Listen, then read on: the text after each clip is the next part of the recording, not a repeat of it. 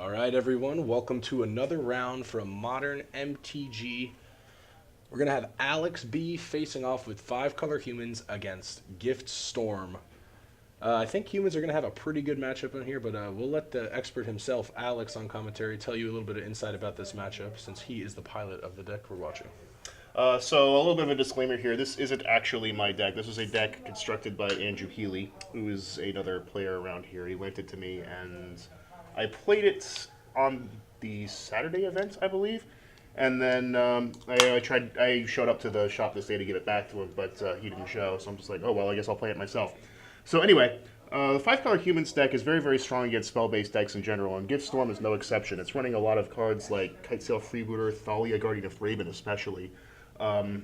Just making it that much harder for Gift Storm to get to its end game of just casting a lot of spells all at once and getting that Grape Shot or Empty the Warrens off. I think main board it's just Grape Shot, but sideboard they do bring in Empty the Warrens. Nice. Yeah, there are so many little tech cards human has to disrupt the flow of the combo, and here's one right now, right? Yep, that's that turn 2 all-important Thalia, Guardian of Thraben. I didn't have a turn 1 play, but I kept this hand specifically because Thalia was in it, along with, I believe, 2 Meddling Mages. Yeah, and that's going to counter out any little advantage he got from Baral or Goblin Electromancer. Just going to make him have to put that card out just to get back to normal casting costs. So we've got an unclaimed territory now. Yeah, man, Meddling Mage is another huge thing to deal with. There's the first Meddling Mage. I called Lightning Bolt with this one, just to make it that much harder to deal with Thalia. Mostly I wanted to bait it out to see if he would play it now to try and kill Thalia, but I guess he didn't have it because he totally would have played it in response. So other than the removal spells, what do you think are some of really good calls to just say no to the Storm deck, stop it from going off? Well, see, that's the thing. At the time, I actually didn't know, because the second Meddling Mage that I throw down, Justin ends up scooping before I end up deciding what it is. I took kind of forever to decide. I was leaning towards, like, Electrolyze, just based on my experience with blue-red decks in general. But that's not what I should have called, apparently, because he's not running any copies of that at all. But post-board, he could have things like Anger of the Gods, maybe. He could have Wipe Away, Repeal. Repeal is a really big one. Nice. Well, Baral hits the board from him is going to pretty much counter out Thalia's effect. There's Reflector Mage to get rid of the Baral. Other good things to call, of course, Gifts Ungiven itself, because without Gifts Ungiven, it's actually very hard for the Storm deck to assemble its exact combination of cards that it needs. I was also thinking that Past in Flames is another one that can kind of just shut them off as well. Yeah, I'd never called Past in Flames at any point in this match, though, just because it was not really necessary to. Yeah, Storm is in a really bad spot right now. It's going to be hard to come back, especially with the low count of mana. Can't recast that Baral. Reflector Mage. Yeah, I'm just waiting for him to discard. He goes ahead and discards Past in Flames here, just to set up for later. I'm mana flooded, but it doesn't matter because I've got a lot of his deck shut down and he can't seem to find any answers anyway. Yeah, man, Meddling Mage, extremely powerful card. Man, what else do you have against this? Kitesail Freebooter's good against it. Everything. It's like a counter deck, basically. Well, Reflector Mage isn't that good. There's that second Meddling Mage. I think he's just going to go ahead and scoop here. I think that's what's happening. Because this is the one where I take just forever to decide what to name, because I can't remember exactly what's in the Storm list. I was trying to build it once myself, but I never got a peek at his hand. I never found a Kitesail. Yeah, he just picks his cards up. He's just like, yeah, man. I'm not even going to bother trying to fight through this. Just a lot of hate bears coming down and stopping him from getting any advantage. Like, he could play Baral next turn to block one guy, but that's it. Yeah, that ain't going to do it. When you don't have the pieces of your puzzle with Storm, sometimes you just got to throw in the towel. And that's saying something, because sideboard, they do literally run pieces of the puzzle. I wonder if he's going to bring it in for this matchup. Probably not, right? It depends on whether they anticipate graveyard hate. That's usually what they bring it in for, is to get a lot of cards in the graveyard, because they can only take 2 things off of pieces of the puzzle, and then the rest of the cards that they find with pieces of the puzzle go to the graveyard. Which is actually good to set you up for some flashback plays. Exactly. That's what it's all about, is getting those extra spells to add to the Storm count off of Past in Flames. So you need a graveyard to get Past in Flames to work. So what did you have here in the sideboard to help deal with this? Anything really? Trying to remember, because Andrew Healy's sideboard's a little bit weird. So there's a sort of bet/dare going on among the modern players in this shop where they have to play one bad card somewhere in their 75. And Andrew's bad card is Tocatli Honor Guard. There is no reason ever to play Tocatli Honor Guard in Humans, if I may editorialize, because that card shuts down your own deck as well as any other deck that could care about ETB effects. Oh, that's pretty funny. But that's not relevant to this matchup because Giftstorm plays no ETB creatures. So what I'm bringing here is just the extra Kitesail Freebooter. Trying to remember what else is in the sideboard that I brought in. Because it does have a lot of tools against spell-based decks in the main, so I didn't really need to do that much, although I did end up taking out 2 Reflector Mages and 2 of the Kessig Malcontents. There's 2 Kessig Malcontents in the main board, so I took both of them out. But I cut down on the Reflector Mages as well. Oh yes, the other cards I brought in were Graveyard Hate cards. Smart. So there's a Rest in Peace, there's a Grafdigger's Cage, and there's one other that I can't remember what it was. Yeah, a lot of those cards can just spell the game against the deck like this. If they need to dump it to their graveyard. Like, I had Tormod's Crypt against Justin in one of our matches, and he just literally scooped it. He said, I can't do anything about this now. Yeah, it's a graveyard-based deck. It doesn't seem like it should be, but it absolutely is, because Past in Flames is so important to their strategy. Yeah, I faced off with him in this tournament as well, but he got me 2 out of 3. I only took 1 game off him with Merfolk. I wasn't able to get under him fast enough. Remanding all my plays and just stalled me out. Popping off on like turn 4. You know that stuff's getting real with Storm when your opponent just brings out all the dice when they're going for it. Yeah, anytime I see the dice come out, I'm like, oh no, here it comes. They're 80% likely to kill you once they bring out the dice. Sometimes they whiff, but they do have to play it out to see if they can actually kill you. He seems a well-educated player about it. I haven't seen him miss going off yet. That No, must be he has a sad feeling. Oh, it's only 19 damage. Whoops. I don't know why I'm blanking on what my other sideboard answers are. I do know I brought in the extra Kitesail Freebooter and Graveyard Hate, though. Those are the things I reached for first. Oh, there's only 3 Kitesail on the main board? There's 3 Kitesail on the main board. There's a 4th on the side. That makes sense, because he does kind of whiff against a lot of decks. Kitesail Freebooter. Yeah. You don't want to go all in on it because you're already strong against spell-based decks as is. But it's nice to have that 4th copy against Giftstorm, against Control. And the info. The synergy with Meddling Mage is cool, getting to see their hand at least. Absolutely. That's 100% what I want to have in this match. He's going to start out here with a Spirebluff Canal into Serum Visions. See if he can dig for the pieces of his combo. Didn't like either of those top 2 cards. Either means he's got a pretty good hand already, or he's begging. I'm starting out with a Horizon Canopy here, which hurts, but my life total almost doesn't matter. Almost. Yeah, Vile's always great to see right off the bat. It's going to just accelerate your creature-heavy hand. Little D6 just to remind me, because I have missed triggers on this card before.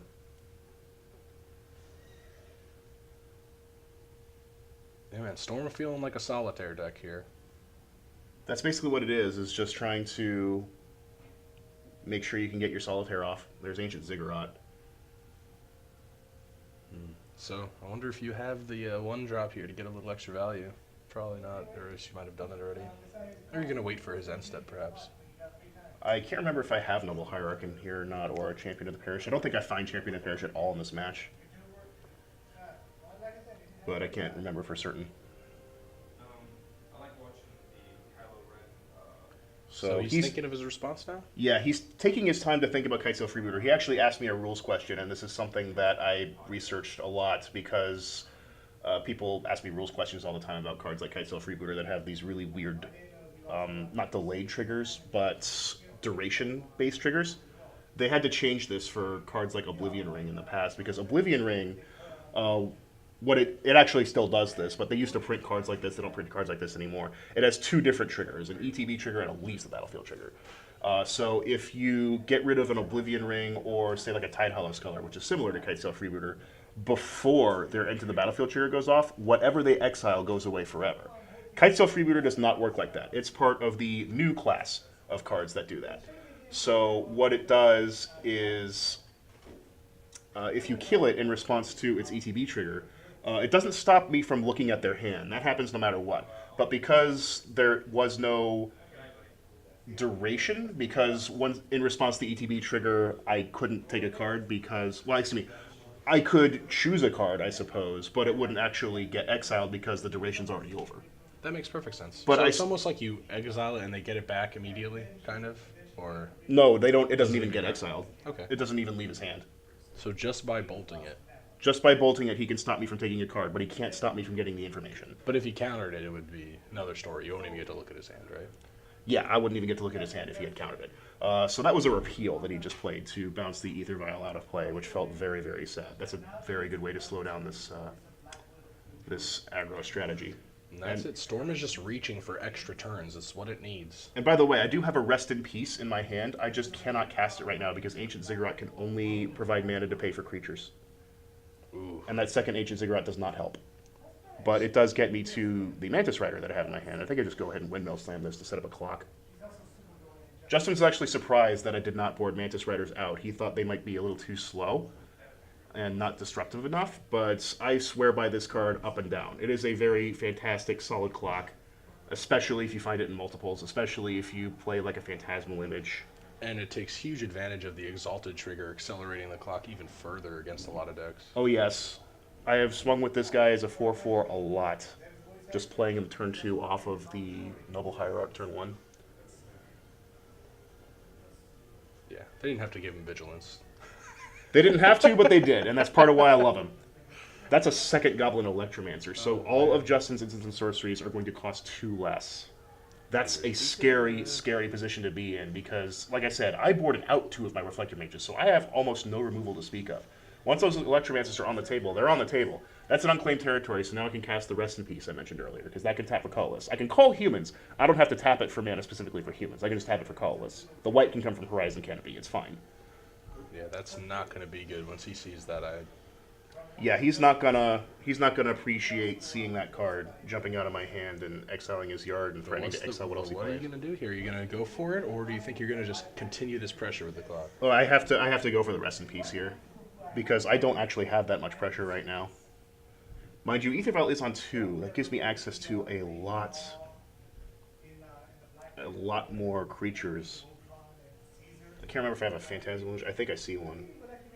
I think I'm going to go ahead and cast it now. Yep, there's Phantasmal Image, copying Mantis Rider. Oh man, 6 in the air coming his way. I love it. I love this card. I love both of these cards. And then Thalia's Lieutenant to buff them. Oh my goodness. So 6 quickly turns to 8, and that's going to be a 2-turn clock here. If he cannot pop off. This is the turn. This is the turn he has to go off. You see his hand moving like he's counting to himself. That's because he thinks he's got something. Now, he does have the answer to the Phantasmal Image here. He did have the Lightning Bolt. He's still taking 4 from the other one. So he's got the answer, but there is a Thalia's Lieutenant on the table, so that could represent a clock too. But he's got a bit of breathing room now, but I think he goes off this turn. If I remember exactly See what if he happens. reaches for his goodies. He does have to get the Rest in Peace off the table if he wants to start going off with Past in Flames. But if I recall correctly, he does have a Wipe Away in his hand, and he's just debating whether to use it now, because he's trying to count his mana. All of his rituals cost 1 mana, so he's going to gain 2 mana each time he plays one. Yeah, so earlier we were talking about some of the sideboarding. I'm coming from Merfolk. I always have kind of an issue taking out some of the creatures to put in non-creature spells because it messes up your Aether Vial creature ratio. In a deck that doesn't run many spells like humans, I feel like you end up taking out your creatures, the 4 Aether Vials stay, and here you get an example where you don't get much value out of the Vial because you're just drawing your sideboard non-creature spells instead. Well, I only saw the one sideboard non-creature spell. It's just I didn't have a turn 1 play, so I went off to a slow start again. It's just this time I didn't have Meddling Mages. So I couldn't name Bolt, so I couldn't stop him from having answers to my deck. And that's the first thing I'm going to name usually in this matchup with the Meddling Mage is a Lightning Bolt. Would have made a huge difference this match. You probably would have. Well, would you have been able to win? Maybe not. He might have still had enough gas.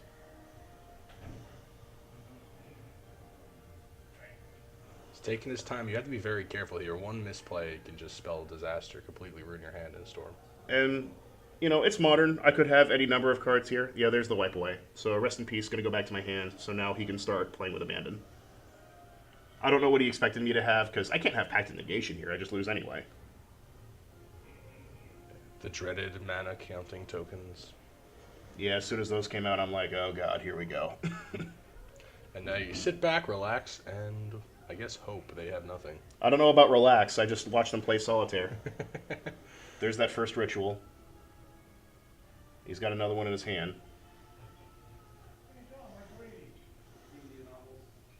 There's the first Gifts Ungiven. I know he has two of them because I saw them earlier with the Kai'Sail Freebooter.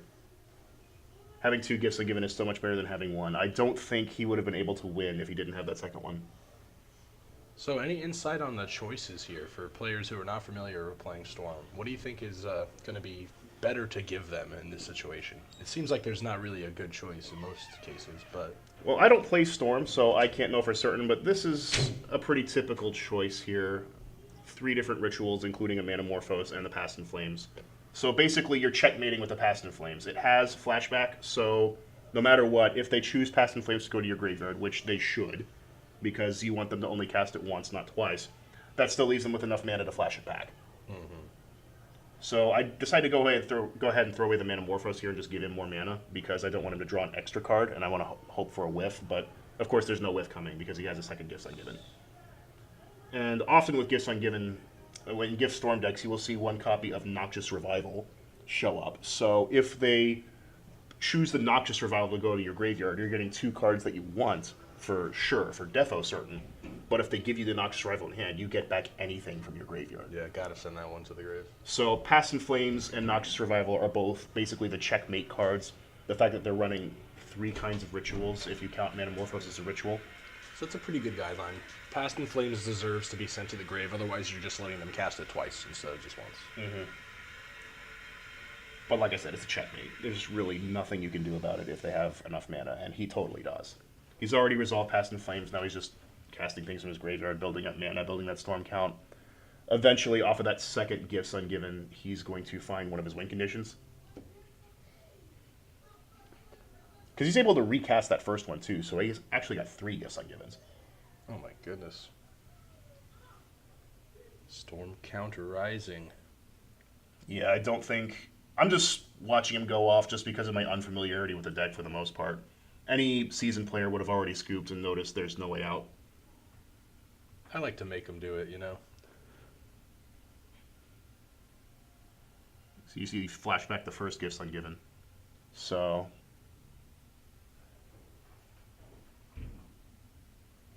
the fact that he has 2 and like a third backup in case... Well, he has the one that he could flash back, and the fact he has the that second actual hard copy of Gifts Ungiven in his hand in case for some reason he whiffs or I happen to have like a surprise answer, but I don't. Here he's showing me he's got Grape Shot already, so I'm just like, yeah, you got it. There's no way out. He found a second Past in Flames with it as well. Wowzer. I'm just looking at this thinking of... you know, any way I could escape from it, I'm like, no, there's no way. Nice, yeah. You gotta go real fast to get under Storm, and sometimes they have just enough disruption to prolong the match between Remans and Lightning Bolts that you can't do much about it if you don't have a hard answer. This is one of those Humans games where you're going to see, instead of the blazing aggro speed, you're going to see more of the disruption aspect of it, and against Gift Storm, that's good enough, because any spell-based deck will have trouble with Humans' disruptive options. Yeah, and Justin is going to equalize it, making it 1-1 here.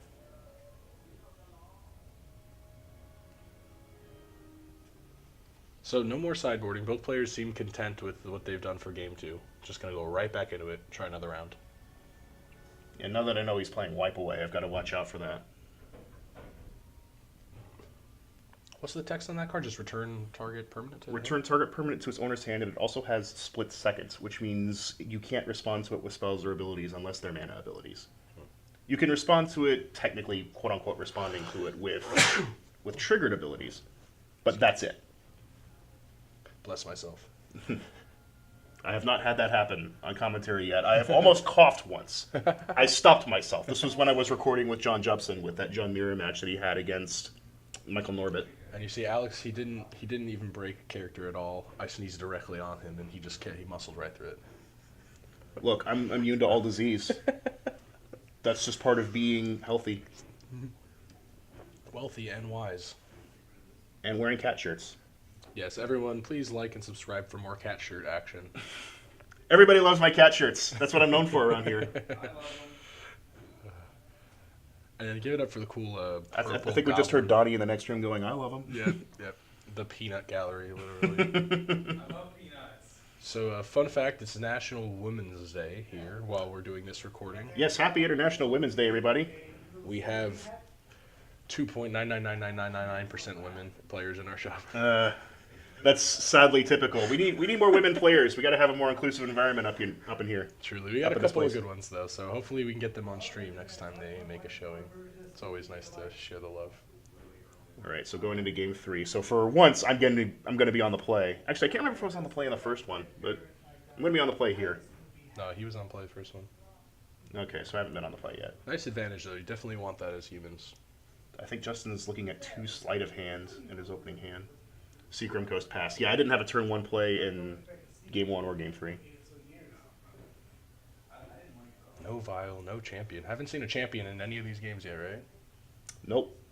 And I don't think you're going to see one at all in this match. That makes me sad. Oh, and I just drew the Ether Vial. I'm just like, oh, come on, really? Drawing a turn 2, what the heck? Oh, well, there's Meddling Mage naming Lightning Bolt. No hesitation. That's my favorite art of Sleight of Hand, by the way, the 7th edition art. Oh, yeah. With that very classy woman. Now you see the quarters, now you don't.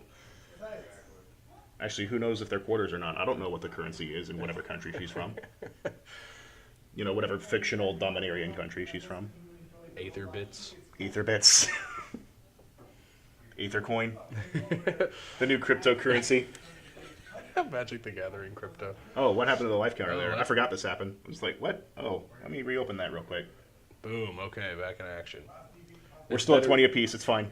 Yeah, at least it wasn't a call from my mother to disrupt the game. That would have been embarrassing. If that happens, I recommend whoever's playing to pick it up and say hello to her. We should really add a life counter to the heads-up display at some point. Anyway, there's a turn 2 Kitesail Freebooter, so now I can see exactly what he's got. He's got the Gifts Ungiven already. He just sets the Wipe Away aside, going, "You're going to take that, aren't you?" And I'm like, "Oh yeah, I totally am. I just want to see what else you got." That's his only copy of Wipe Away, I believe. He might have a second. If he does, I didn't see it, but I'm pretty sure that's the only copy he has. So you now know that the Vial will hang out safely if it even becomes important in this match. You're opting not to play it. I don't even think I'm going to cast the Vial. There are some games where I'm looking at Vial and I'm like, you know what, playing it is actually bad or slow.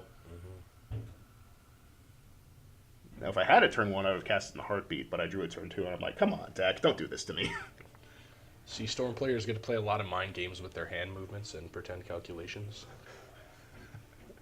That's basically all he has at this point, because I know exactly what he's got, except for the one card he just drew.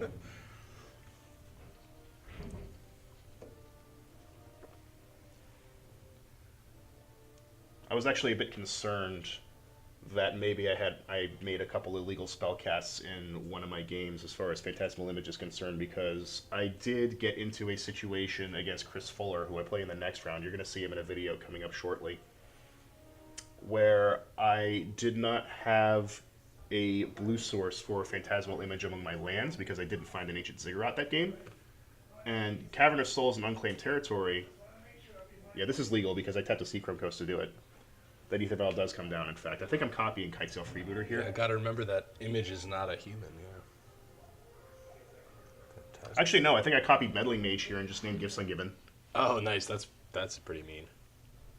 So it's not Gift Storm anymore, just Storm now.